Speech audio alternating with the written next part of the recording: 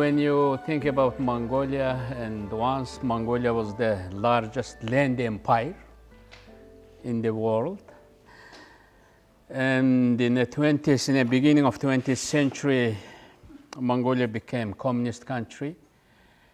You may heard that Russia became communist country in 1917, but Mongolia became second communist country after Russia in 1920. And we remained under communism for 70 years. And there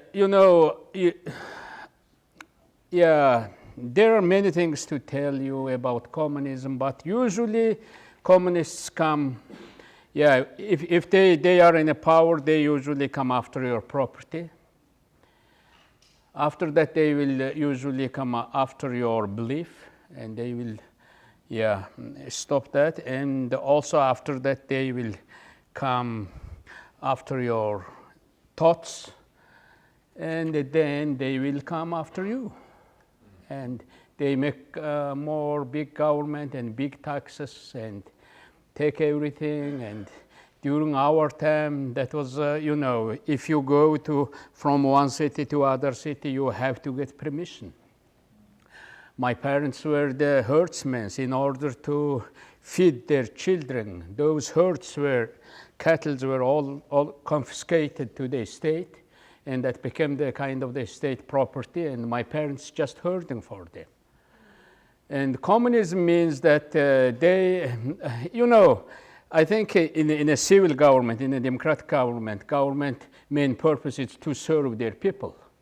But in a communism, that's vice versa, and the people should serve to their governments. I lived in that system for up to my 20 years, and I'm just herdsman. My parents are herdsmen, and I have 7 brothers, and I am the youngest son of my family, and my parents have 8 children. All of them are boys. And my parents were herdsmen, and if I was there in a communist society, I would be one of the herdsmen. But thanks to the democratic choice, thanks to the choice for freedom in Mongolia, I served my country as prime minister 2 times and as president 2 terms. I think liberal thinking is the foundation of any country's in any country's way to prosperity. My way is we have to expose what they are trying to hide. We choose a way. In a democracy, you cannot hide your shadow. And also democracy is, I think, a very challenging way. And I usually think that democracy is not to please to everyone. I studied in Ukraine as a student, and for 5 years, actually a city called Lviv, the most western city of Ukraine, and I studied there for 5 years. And during that time, there was big change in Soviet Union. They called it perestroika, and there was President Gorbachev, and they talked a lot of changes. And also there were some movement in Poland. They called it solidarity. And during that time, I learned a little bit, and I came back to my country. And with my friends, we started to establish some kind of the underground movement. That was very dangerous, of course, if someone knew that we are doing that, and they would capture us and put in jail. But in December 10th, I clearly remember that in 1989, it's like 33 years ago, we first launched the big meeting, big demonstration, anti-communist demonstration, and I was moderator of that demonstration. Mongolia located between China and Russia. Those are the 2 big countries. During that time, there was Soviet Union and Red China. There was Tiananmen massacre, and also Soviet Union was during that time intact. And we fought against communists there for 8 months, and after that, they set to negotiate with us, and we negotiated some changes in our constitution, and we had our first democratic elections. You know, in the first demonstration, we got 5,000 people supporting us. But now we found out that 1/3 of them were just KGB agents, you know, yeah, undercover spies from the government. And in the second week, and we announced that every Sunday we will have big demonstration if those guys not answering to our demands. Of course, they didn't answer to our demands, and they called us rabble-rousers and bad people, and we're gonna put them in jail. But in 4 or 5 weeks, in the beginning of 1990, actually whole country, yeah. In the first demonstration, we got 5,000. In the third one, 10,000. In the fifth one, we got 50, 100,000 people. 100,000 people in the streets of my capital city. It's big number. And they knew that they no longer controlling the country. Because of that, they accepted our demand, and they said, and they started negotiate. And in many countries, in order to come from the communism to democracy, from the central planned economy to the market economy, there were a lot of bloodsheds, a lot of violence. But in Mongolia, we did not shatter a single window. That transition was totally peaceful. We always had some kind of paper in our hand and just mic. That's it. And telling them and asking others just to negotiate. And we are trying to bring our messages. I think if we used some violence against communist leaders, they would find the reason to use guns against us. If we get guns against communists, they would find reason to use tanks against us. But when they come to us and we just have microphone and just paper and we are asking, you know, I think private property is a good thing. And when we started our movement, we just, in July 1990, we had our first democratic elections in Mongolia. And since then, I am involved in public life.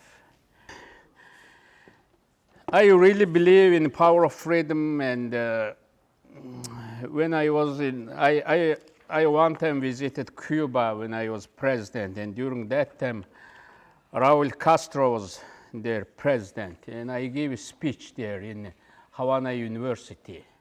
And title of my speech was, "Every bit of human heart is called for freedom."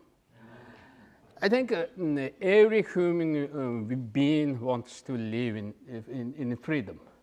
But sometimes they, of course, because of the propaganda or other things, and they kind of subjugated or they believe in a socialist ideology. And I think this fight will go forever. And also there are some people think that free handouts and all those gifts and, you know, those forgiveness, something like that, student loan or something like that is nice, but it's, in reality, it's against, you know, against creativity, against wealth, against, you know, hard-working people. One time I know that from our history, Stalin, Soviet leader, meeting our leader and, hey, raise your ships 200 million. Mongolia had only 25 million cattle. And Stalin saying that raise that to the 200 million. It was impossible. And they tried to do that, but it never reached. But when we privatized those cattle to the farmers, to the herdsmen, within 10 years, we got 60 million sheep. And all those communists told us, if you give that sheep to their herdsmen, they will slaughter every sheep and eat it, and no sheep will be left in Mongolia. That was their propaganda. But when we said, if we gave their property to their owners, they will raise wisely than our governments, you guys communists. That was our counter argument. And That happened in Mongolia. Before 1990, in Mongolia, only 3% of our economy was produced by the private enterprises. After we privatizing, after we introduced the market economy, within 10 years, 80% of our GDP, 80%, produced by the private enterprise.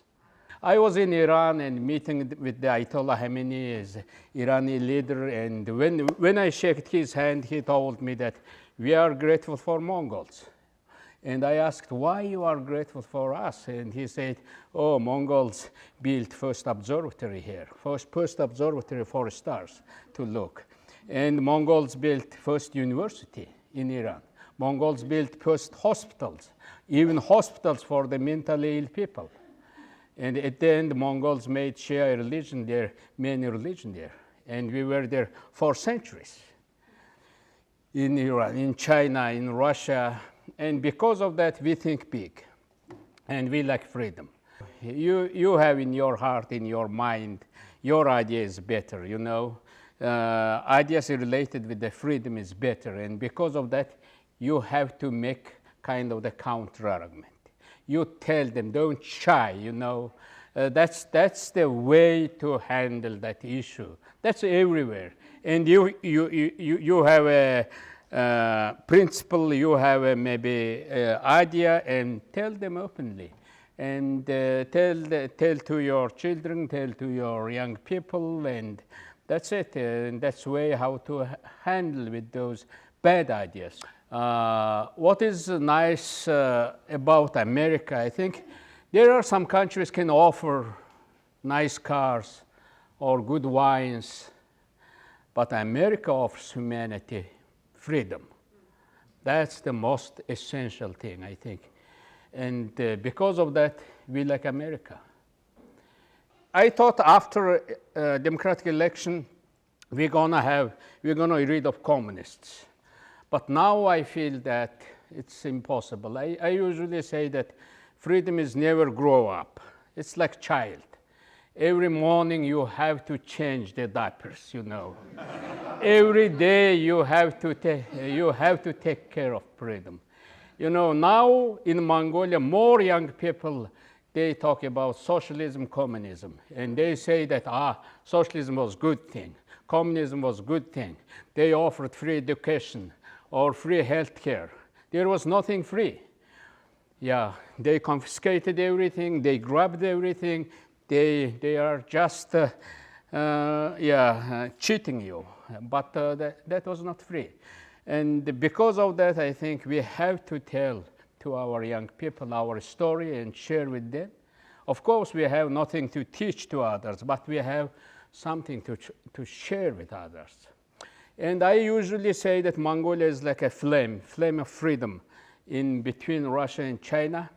And you can see that flame from the darkness, from far. And during my time, we helped many Myanmar people.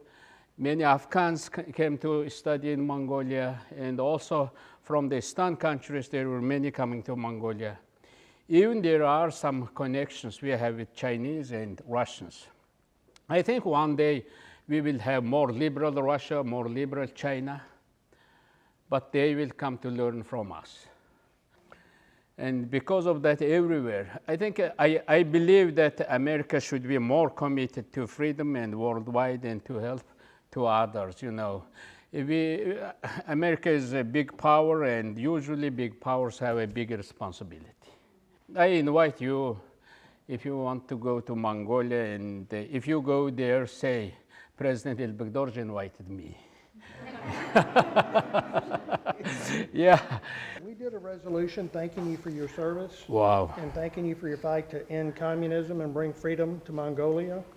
And it was our pleasure to do this for you. Yeah, thank you very much. We also it's a flew great a flag honor. over Thank the you. Capitol, the Texas Capitol, Wow. On your behalf. And we just thank you for your service and your sacrifice and everything you do. Thank you very much. Thank you. Yeah, thank you. Wow. Yeah, thank you.